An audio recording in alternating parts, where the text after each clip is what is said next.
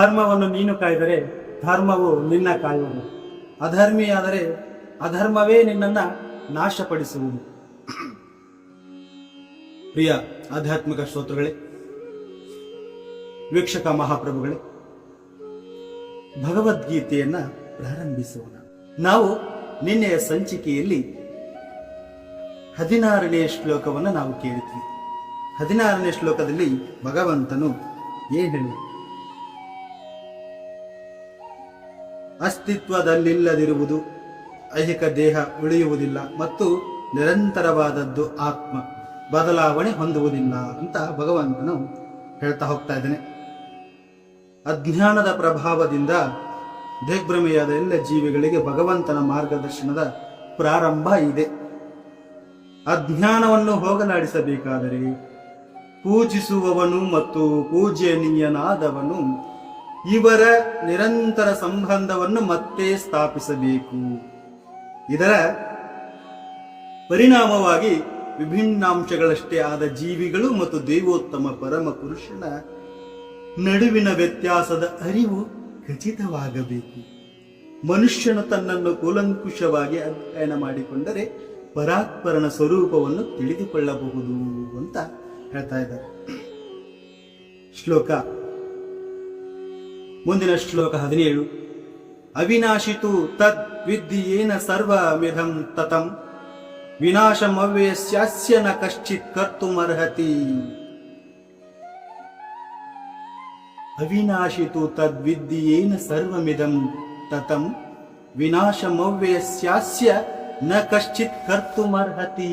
ಅಂದ್ರೆ ದೇಹವನ್ನು ಯಾವುದು ವ್ಯಾಪಿಸಿದೆಯೋ ಅದು ಅವಿನಾಶಿ ಎಂದು ನೀನು ತಿಳಿಯಬೇಕು. ನಾಶವಿಲ್ಲದ ಆತ್ಮವನ್ನು ಯಾರು ನಾಶ ಮಾಡಲಾರರು. ನಾಶವಿಲ್ಲದ ಆತ್ಮವನ್ನು ಯಾರು ನಾಶ ಮಾಡಲಾರರು. ಈ ಶ್ಲೋಕವು ದೇಹವನ್ನೆಲ್ಲ ಆವರಿಸಿರುವ ಆತ್ಮದ ನಿಜವಾದ ಸ್ವರೂಪವನ್ನು ಇನ್ನು ಸ್ಪಷ್ಟವಾಗಿ ವಿವರಿಸುತ್ತದೆ. ದೇಹವನ್ನೆಲ್ಲ ವ್ಯಾಪಿಸಿರುವುದು ಯಾವುದು ಎಂದು ಎಲ್ಲರಿಗೂ ಗೊತ್ತು.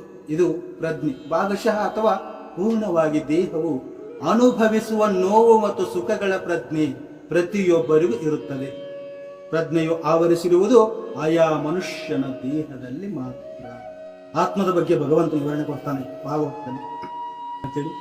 ಬಾಲಾಗ್ರ ಶತಭಾಗಶ್ಚ ಶತದಾ ಕಲ್ಪಿತಶ್ಚ ಭಾಗೋ ಜೀವಃ ಸ ವಿಜ್ಞೇಹ ಸ ಚಾನಂತ್ಯಾಯ ಕಲ್ಪತೆ. ಒಂದು ಕೂದಲಿನ ಮೊನೆಯನ್ನು 100 ಭಾಗಗಳನ್ನಾಗಿ ಮಾಡಿ ಪ್ರತಿಯೊಂದು ಭಾಗವನ್ನು ಮತ್ತೆ 100 ಭಾಗಗಳನ್ನು ಮಾಡಿದರೆ ಪ್ರತಿ ಭಾಗವು ಆತ್ಮದ ಗಾತ್ರವನ್ನು ತೋರಿಸುತ್ತದೆ. ಆತ್ಮದ ಗಾತ್ರವನ್ನ ತೋರಿಸುತ್ತದೆ ಅಂತ ಭಾಗವತದಲ್ಲಿ ಹೇಳ್ತಾರೆ.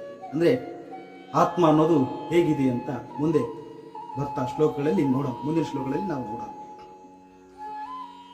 ಹೀಗೆ ಆತ್ಮವು ಅನುಸ್ವರೂಪವಾದದ್ದು ಅಂತ ಭಗವಂತನು ಹೇಳ್ತಾ ಇದ್ದಾನೆ.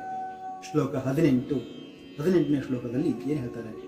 ಅಂತವಂತ ಇಮೇ ದೇಹ ನಿತ್ಯಸ್ಯೋಕ್ತಃ ಶರೀರಿನಃ ಅನಾಶಿನೋ ಪ್ರಮೇಯಶ್ಚ ತಸ್ಮಾದ್ ಯುದ್ಧಸ್ವ ಭಾರತ.